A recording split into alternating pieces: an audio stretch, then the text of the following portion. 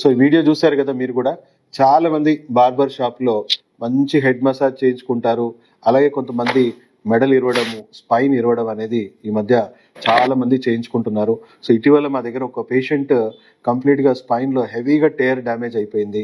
And ఆ patient almost ఒక 2 months 3 months మేము నాన్ సర్జికల్గా ట్రీట్ చేసి ఆ టేర్ డ్యామేజ్ని హీల్ చేయడానికి అండ్ అలాగే ఆ కంప్రెస్ అయిపోయిన నర్వ్స్ అన్ని కూడా డీకంప్రెస్ చేసి మళ్ళీ వాళ్ళని కోలుకోవడానికి 2-3 నెలలు పట్టింది.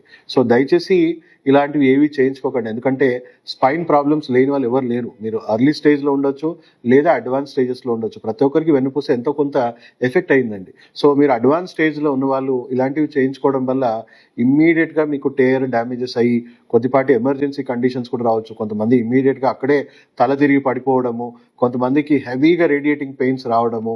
సో ఇమ్మీడియట్గా బెడ్ మీద నుంచి కూడా లేవలేని పరిస్థితి చాలా మందికి ప్రమాదకరంగా ఇది జరుగుతుంది.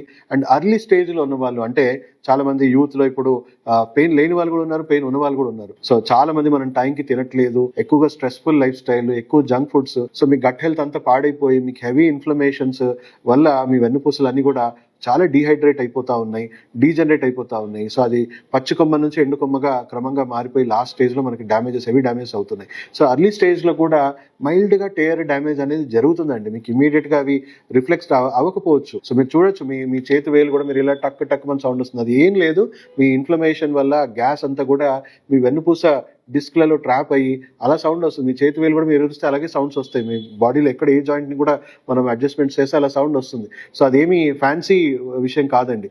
సో ఆ ట్రాప్డ్ గ్యాస్ మీరు రిలీజ్ అవుతుంది. బట్ దాంతోపాటు టేర్ అయ్యే అవకాశాలు కూడా చాలా ఉన్నాయి. సో అర్లీ స్టేజ్లో టేర్ అయిన వాళ్ళందరికీ కూడా ఇప్పుడు ఇమీడియట్గా ఏ ప్రమాదం రాకపోవచ్చు, కానీ లేటర్ స్టేజెస్లో అక్కడ ఆ జోన్స్ నుంచి వాళ్ళకి మెల్లిమెల్లిగా స్లిప్ డిస్క్లు అవ్వడము, మెల్లిమెల్లిగా వాళ్ళకి నరాలు మీద ప్రెషర్ పడ్డము, వాళ్ళకి సర్వైకల్ స్పాండిలైటిస్ కానీ, లంబర్ స్పాండిలైటిస్ కానీ, లేదా స్పైన్ అలైన్మెంట్ ఇష్యూస్ రావడం కానీ ఎన్నో సమస్యలు వస్తాయండి. సో దయచేసి ఈ వీడియో ఎవరిని మనము ఉద్దేశపరిచి చేయట్లేదు, కేవలం అవేర్నెస్ కోసమే. ఎందుకంటే మీకు ఇవి చిన్న చిన్న విషయాలే కానీ చాలా మందికి ఇది పెద్ద విషయాలుగా మారిపోతుంది, జీవితాలే తారుమారు అయిపోతుంది. సో దయచేసి జస్ట్ ఫర్ అవేర్నెస్ ఈ వీడియో ప్రతి ఒక్కరికి షేర్ చేయండి.